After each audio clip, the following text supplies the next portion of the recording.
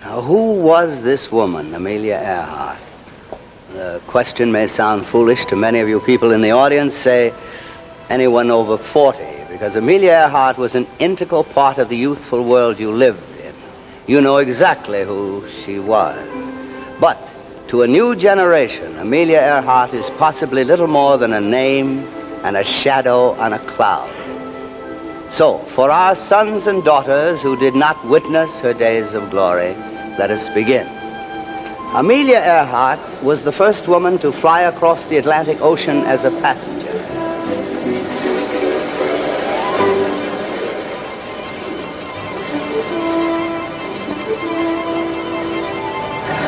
She was the first woman to make a solo flight across the Atlantic.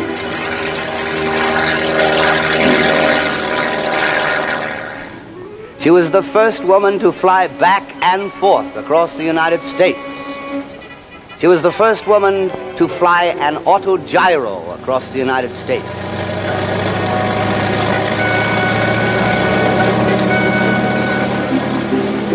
She was the first woman to fly east across the Pacific. And she was the first woman to fly west across the Pacific. She was, in a word, the greatest woman flyer of her time. Now let's ask a more subtle question.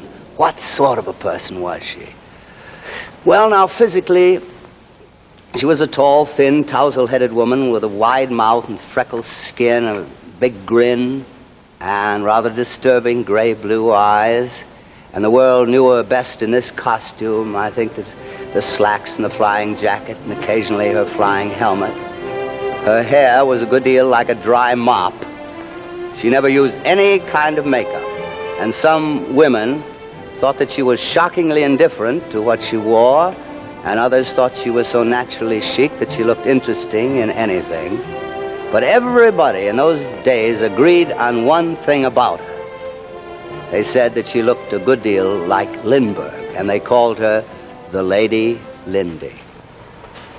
I don't think I've ever apologized so consistently for anything as that ridiculous title, the Lady Lindy. I suppose it was pinned on me because neither Mr. Lindbergh nor I are short and fat. Oh, and all this talk of any resemblance between us is just plain cockeyed. Many people thought she was a homely woman. I'll agree to that. But her husband had something to say on that subject. Yes, Amelia did feel that she was unattractive. Well, I suppose she was sometimes. All those thousands of pictures taken under all kinds of circumstances by flashbulbs at night at airports, weary, disheveled after long flights and wearing anything from a monkey suit to a dinner dress. Those pictures were terrible to contemplate. But there was a vast difference between the face and figure the world saw in the newspapers, the newsreels, and Amelia Earhart as she really was.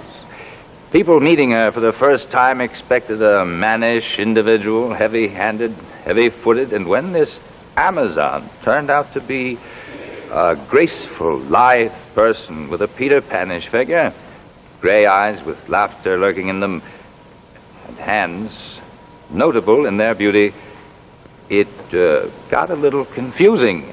It was certainly confusing to that reporter from the New York Times. Amelia Earhart was wholly feminine. The slender hands and wrists, the fingers like an artist's.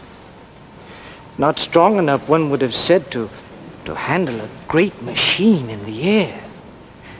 The voice that was soft and beautiful, the rich inflections, the animations that would have made an actress. The feminine dignity. Thank you very much. No, thank you very much.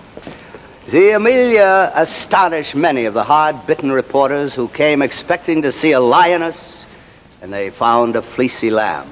And they were also amazed to learn that this tomboy who could cross oceans and take any motor apart and put it back together again, she also wrote some rather, interesting poetry. To touch your hand or see your face today is joy. Your casual presence in a room recalls the stars that watched us as we lay. I mark you in the moving crowd and see again those stars a warm night lent us long ago. We loved so then, we love so now.